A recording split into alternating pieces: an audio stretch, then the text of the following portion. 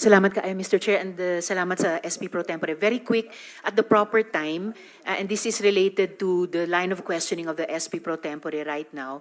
At the proper time, I will ask the Chair's permission to play a never-before-played video that precisely talks about the Davao Death Squad, exactly related sa line of questioning ng SP Pro Tempore at this moment, Mr. Chair. Salamat, May isa pa. SP Pro Tempore. May isa pa. Salamat If kaayo, you- Mr. If you Chair. permit it. Okay. Senator Bato. Yes. Senator, may I Yes, sir. Go ahead. interject? Lahat itong sa right side ko, dumaan ito ng Chief of Police, Police Director. Puro commander ng death squad yan. I thought there was no existence. Trabaho ng pulis yan. Literally, hindi mo sabihin ng death squad. Yung isang senador, yan ang nakaupo dyan, si Senator De La Rosa. Death squad rin yan. Because they were police directors handling the controlling crimes in the city. So pag sinabi mong death squad, it's a very loose term na ginagamit mo lang parang ganon isili. Lahat yan sila, ito, si Danao, ayan o. Nagdadasal kasi sa kasalanan niya siguro. Magkano bang, ilan bang pinatay mo? Dumaan yan. Ito, De La Rosa. Tanungin ko sila ngayon. Tanungin ninyo. Openly, lahat yan dumaan pagka-police chief. Pati yan si Gamboa. Tanungin ninyo. Danao, kung may utos ba ako na patayin ninyo yung tao na nakatali yung paa, pati kamay sa likod, or assassinate them. Ang sinabi ko, ganito, prangkahan tayo, encourage the criminals to fight.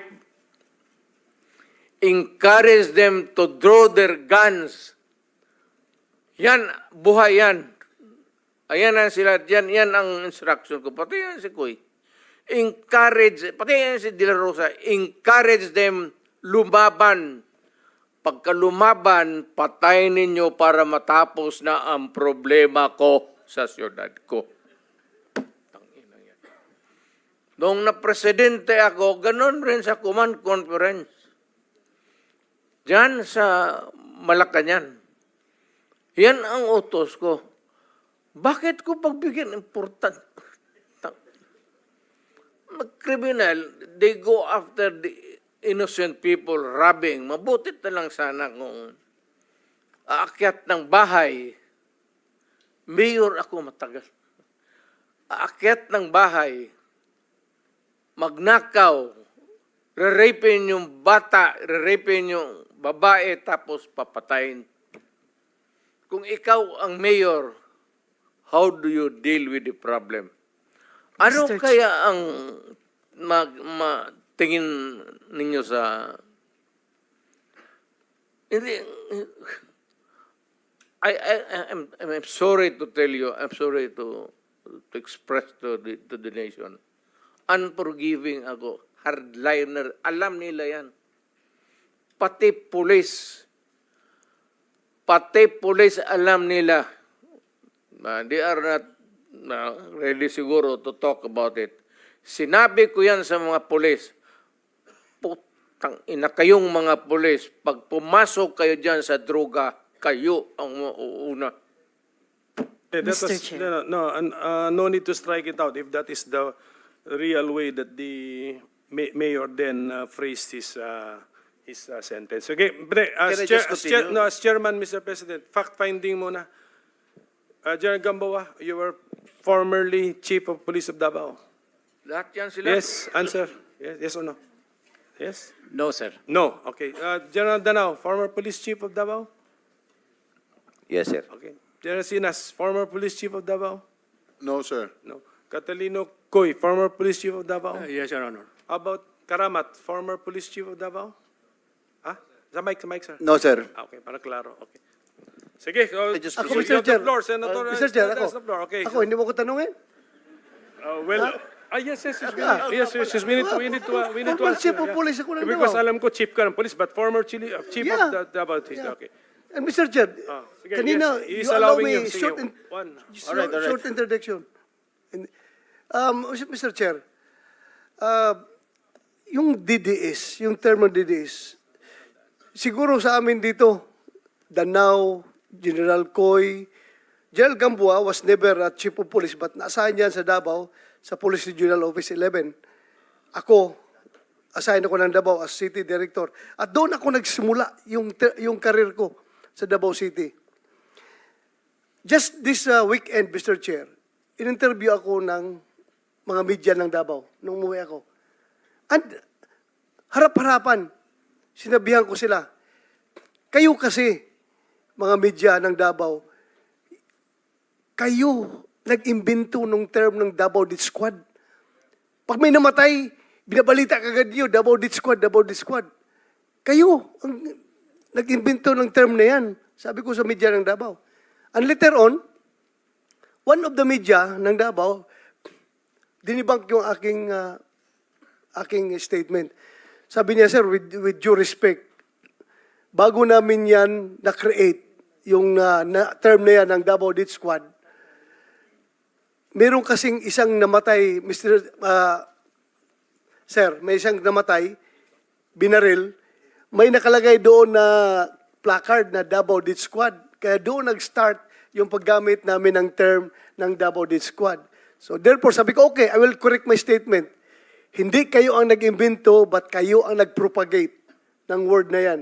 So yun na, lumaki na nagiging ginamit niya. Pag may binaril, sabihin kagad, Davao Death Squad. Kahit na binaril dahil jealousy ang motibo, or kaya malaking utang, nakadispal ko ng pera, binaril, DDS kagad ang pinapalabas na term. So, yan na, lumaki na yung pangalan na Davao Death Squad, Mr. Chair. Yan na po yung intervention niya po. Yan, na yun na. Thank you. Sige po, before I return the floor to Senator Estrada. Doon sa umami na naging chief, sino? Chief Catilino Coy, naging chief ka. Danao, naging chief kayo. Do you mind or don't you mind having been called as the head of the Davao Death Squad by the former president? I think he's just joking, sir. Okay. Pero, kagaya nga po ng sinabi ng ating mayor, sir, in my stint of almost 3 years as the city director of Davao, wala po talaga yan yung sasabihin na you kill him, you kill... Wala pong ganun, sir. So it's just a matter of taking things on your hand. If you will take it literally, yung sinasabi niya sa media. Kung ano yung sinasabi niya ngayon, sir, yun na yung sinasabi niya.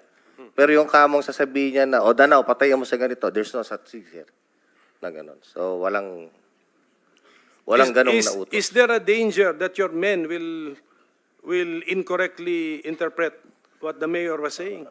Well, nung panahon ko, sir, as city director, I don't deny, sir, that there were some killings. Pero talagang, ang tao ko, sir, ilan din ang na-hospital dyan. Even in my term as my regional director of 4A in NCRPO and MPD. On record yan, sir, nasa hospital. Hindi lang, sir, nasa hospital, kundi namatay yung pulis natin. So, anong gagawin, sir, ng pulis pag ikaw ang nasa sitwasyon namin, sir? Are we going to allow just to kill the PNP there? So siguro, sir, maging emotional man tayo rito, sir, pero kami po mismo is nasa front line in enforcing the law. Pero there's no such thing as sabihin na patayin mo lang si ganito, no. Walang ganon, sir. Sige. Can we hear from Catilino Coy? Thank you, Mr. General, Chairman. yes, General.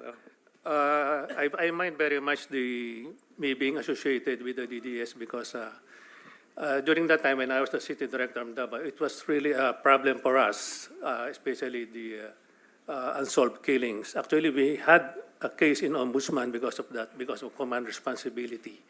It is really a challenge for the PNP to investigate those cases because even the relatives of some of the victims refused to cooperate.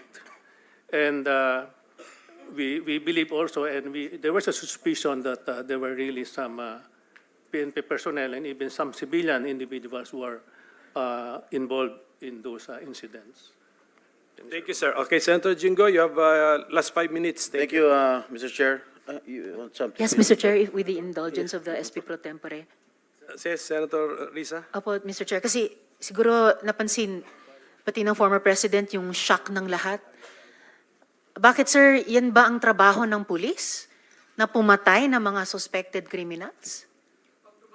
Sir, yung mic nyo. Pag dumaban, bakit Iba sila po yung pagka-express kasi kanina, so I had to clarify. Bakit Salamat, sila- SP Pro Tempore. bakit sila Salamat, Mr. makamatay? Chair.